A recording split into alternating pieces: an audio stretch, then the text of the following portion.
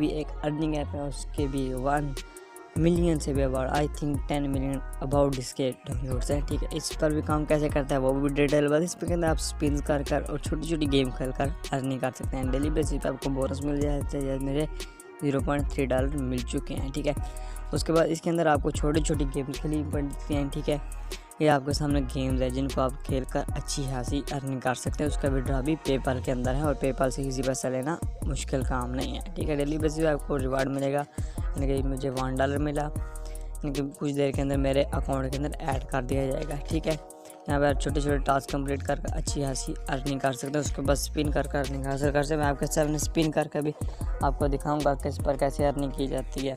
और इसके यहाँ पे स्पिन करता हूँ, स्पिन करने के बाद मेरे पास जो भी आया वो मेरे अकाउंट के अंदर डाल दिया जाएगा। फॉर एग्जाम्पल मेरे पास 2000 कोइंस मिले, मुझे वो अकाउंट के अंदर डाल दिए गए हैं।